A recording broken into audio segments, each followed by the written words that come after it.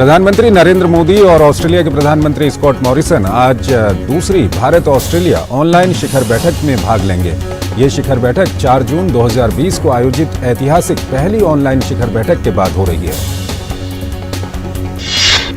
इस वर्चुअल शिखर बैठक में दोनों नेता व्यापक सामरिक भागीदारी के अंतर्गत की गई विभिन्न पहल पर हुई प्रगति का जायजा लेंगे।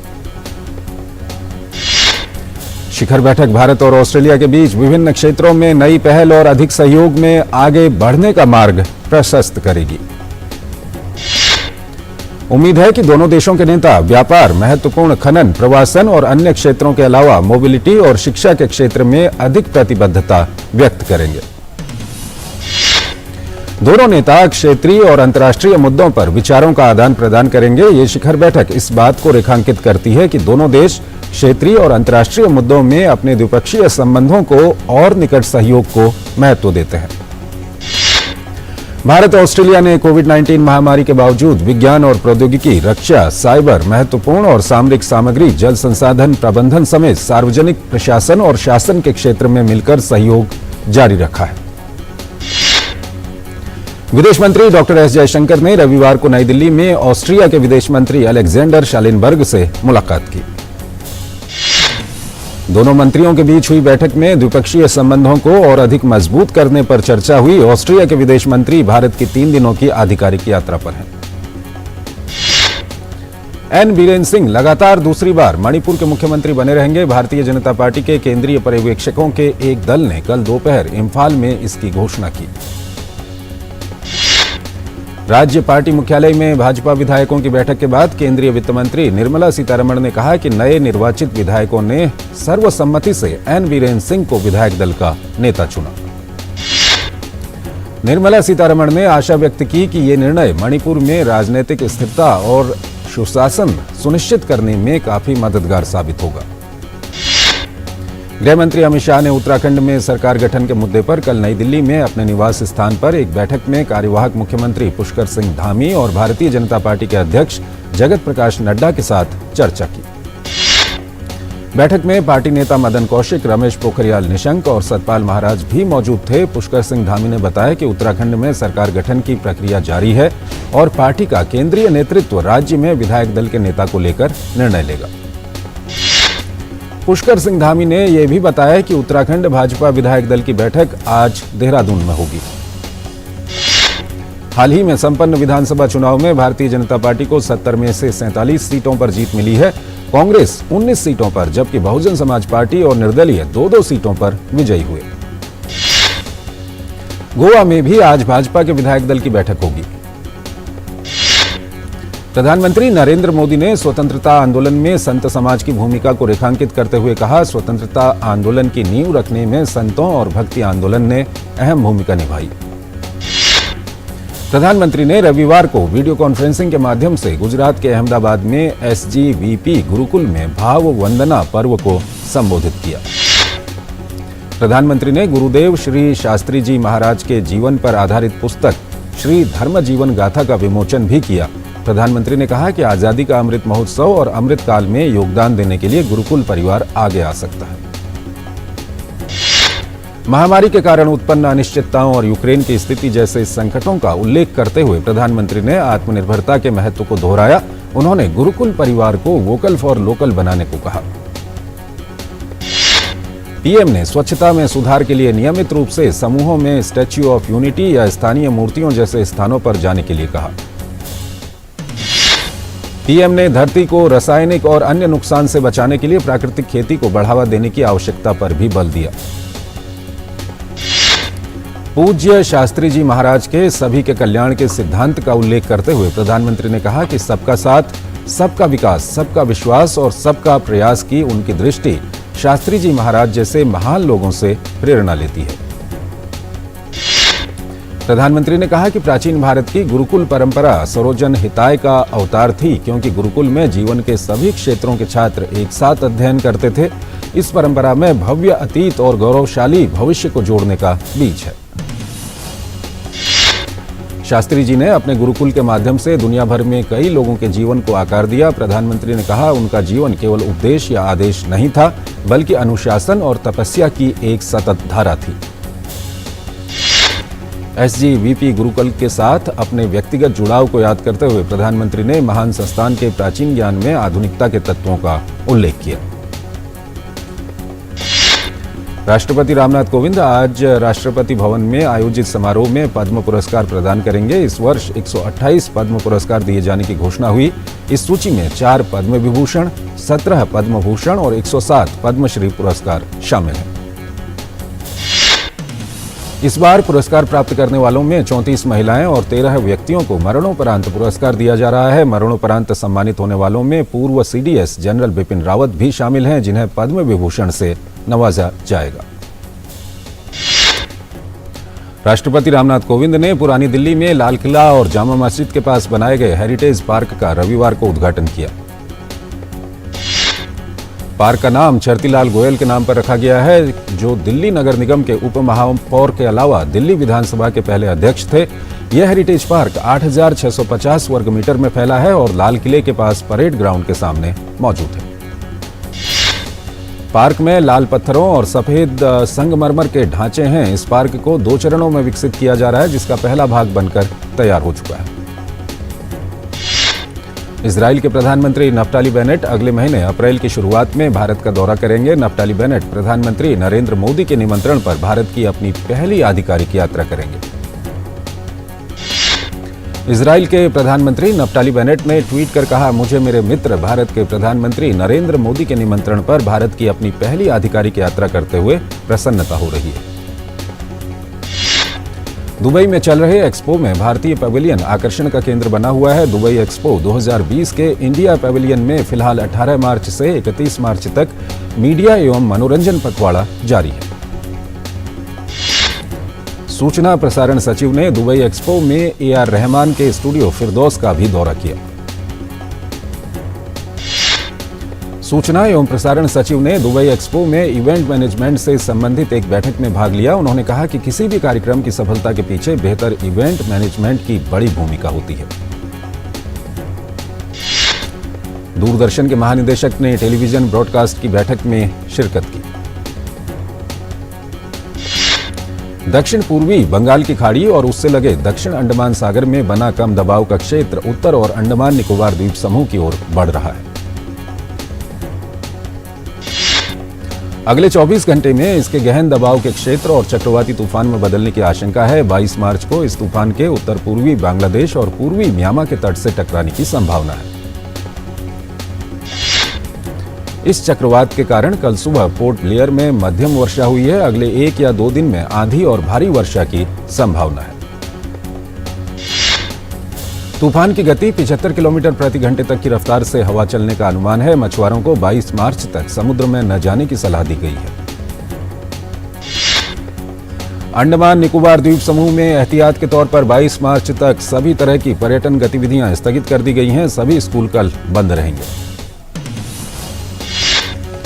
नौवहन सेवाएं रद्द कर दी गई हैं। चेन्नई के लिए निर्धारित जहाज सेवा भी आज रद्द कर दिया गया है। आपदा प्रबंधन विभाग ने स्थिति पर पैनी नजर बनाए रखने के लिए 24 घंटे निगरानी की व्यवस्था की है।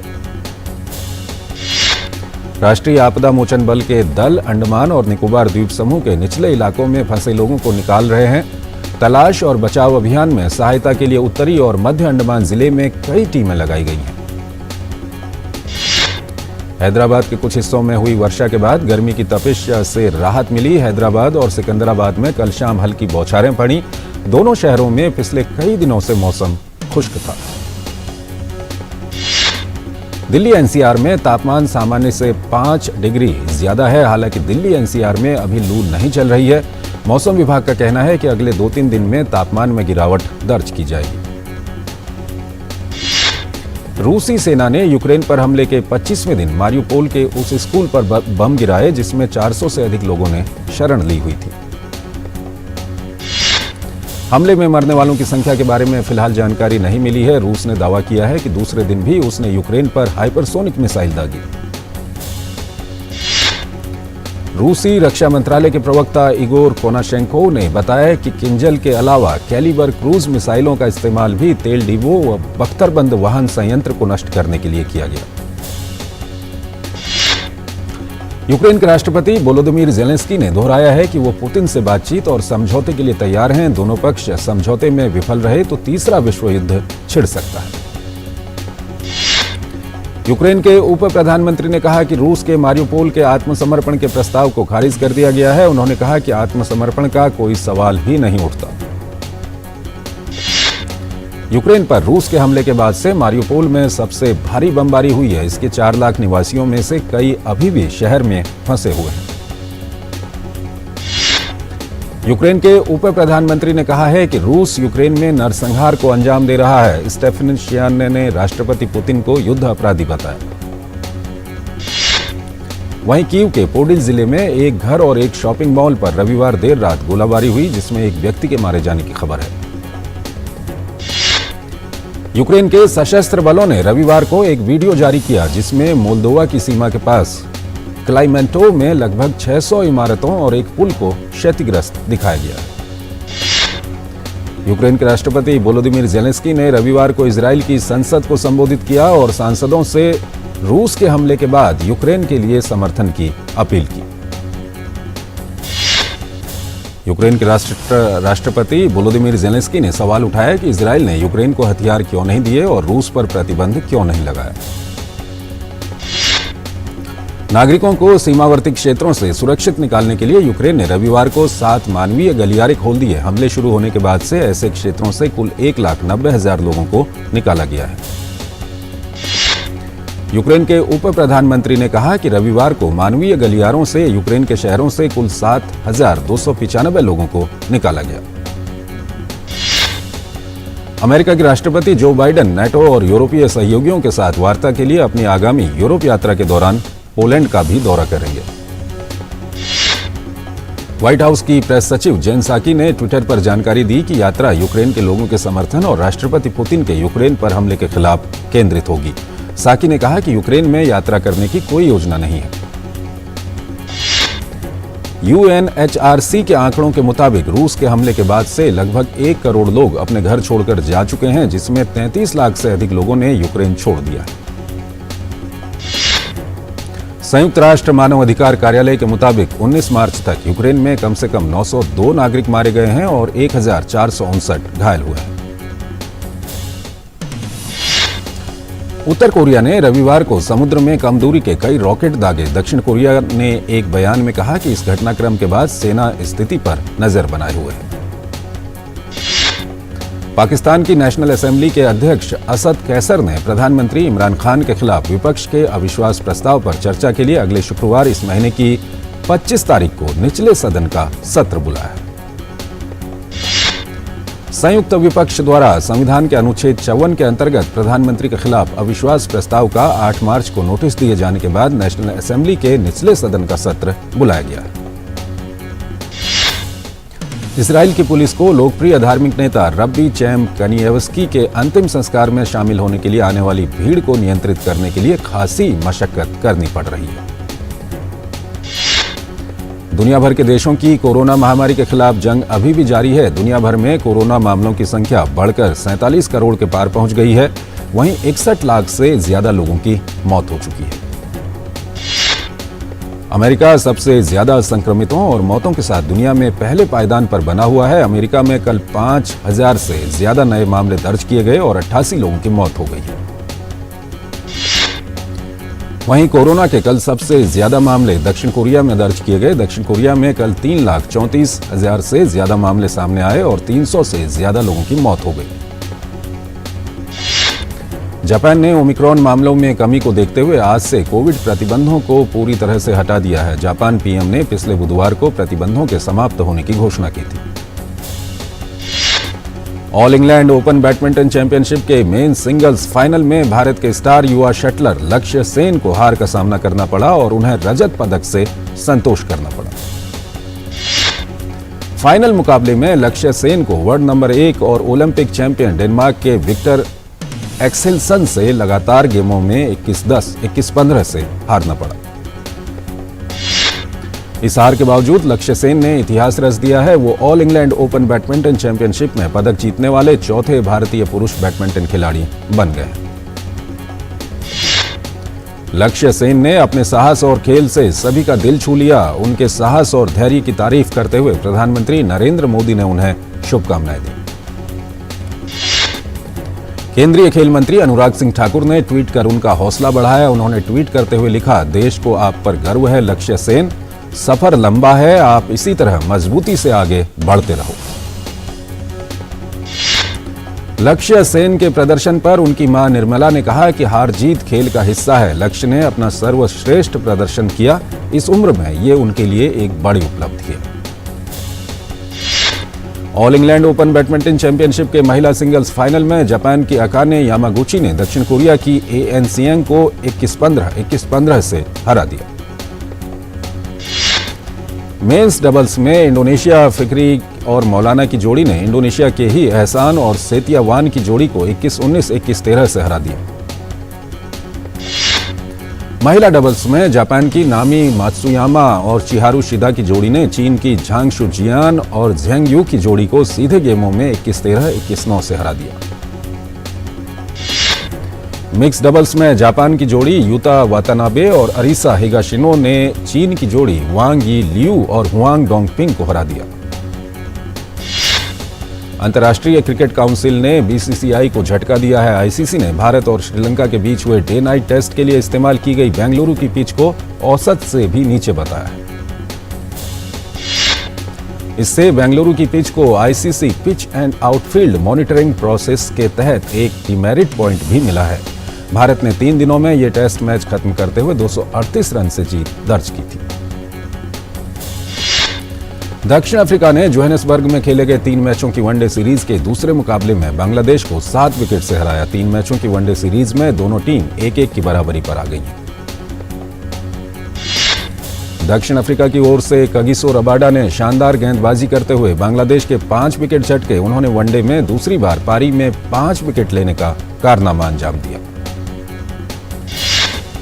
इंग्लैंड और वेस्टइंडीज के बीच ब्रिजटाउन में खेले गए दूसरे टेस्ट मैच में मैच ड्रॉ रहा। मैच के अंतिम दिन मेजबान वेस्टइंडीज को जीत के लिए चाहिए थे 282 रन, लेकिन वो 5 विकेट के नुकसान पर 135 रन ही बना सके। बहुचर्चित फिल्म द कश्मीर फाइल्स की टीम ने रविवार को उत्तर प्रदेश के मुख्यमंत्री योगी आदित्यनाथ से मुलाकात की। योगी आदित्यनाथ ने द कश्मीर फाइल्स की पूरी टीम को बधाई दी। साउथ के निर्देशक एसएस राजामौली की बहुप्रतीक्षित फिल्म आरआरआर की पूरी टीम पहुंची गुजरात। टीम ने स्टैच्यू ऑफ यूनिटी के सामने किया फिल्म का प्रमोशन। इसी के साथ फिल्म आरआरआर पहली ऐसी फिल्म बन गई जिसका प्रमोशन स्टैच्यू ऑफ यूनिटी के सामने किया गया। चर्चित और बहुप्रतीक्षित वेब सीरीज अपहरण 2 दर्शकों को खूब पसंद आ रही है। ये चर्चित सीरीज वूट सेलेक्ट पर स्ट्रीम की गई है। सीरीज के दूसरे भाग के साथ वापस लौटे अरुणोदय सिंह उत्तराखंड पुलिस इंस्पेक्टर के किरदार में आ रहे हैं नजर। फिल्म एक विलन रिटर्न्स के निर्माताओं ने अपना शूट सफलतापूर्वक पूरा कर लिया है। फिल्म 8 जुलाई को होगी रिलीज। ये फिल्म साल 2014 में रिलीज हुई मोहित सूरी की हिट फिल्म एक विलन का सीक्वल है। ऐश्वर्या रजनीकांत का म्यूजिक वीडियो 22 मार्च को होगा रिलीज। ये गाना हिंदी, तेलुगु, तमिल और मलयालम में रिलीज होगा। इस वीडियो का टाइटल मुसाफिर है। बॉलीवुड की खूबसूरत अदाकारा रानी मुखर्जी का आज जन्मदिन है। रानी ने अपने शानदार और सशक्त अभिनय से दर्शकों के दिलों में खास पहचान बनाई है। बॉलीवुड में खंडाला गर्ल और मर्दानी के नाम से मशहूर रानी मुखर्जी का जन्म एक बंगाली परिवार में हुआ। सुपरस्टार महेश बाबू की बेटी सितारा घट्टामनेनी ने भी रखा सिल्वर स्क्रीन पर कदम। फिल्म सरकारू वारी पाता गाने से अपना डेब्यू करने जा रही हैं सितारा। ओटीटी प्लेटफॉर्म G5 पर bloody brothers web series stream हो चुकी है। वेब सीरीज में एक्टिंग की दुनिया के 2 जाने माने धुरंधर जीशान अयूब और जयदीप अहलावत की एक्टिंग की हर कोई तारीफ कर रहा है। ब्रिटिश शो गिल्ट का रीमेक ब्लडी ब्रदर्स एक डार्क कॉमेडी है। महानायक अमिताभ बच्चन ने अपने इंस्टाग्राम अकाउंट पर एक तस्वीर साझा की है। अमिताभ ने लिखा, एक नया दिन, एक नई फिल्म, एक नई सीख हर दिन। दरअसल अमिताभ बच्चन लखनऊ में शूटिंग के लिए गए हैं, जहां वो अपनी आने वाली फिल्म की शूटिंग को पूरा करेंगे। अमिताभ बच्चन और अजय देवगन की फिल्म रनवे 34 का फैंस लंबे समय से इंतजार कर रहे हैं। फिल्म का ट्रेलर आज रिलीज होगा।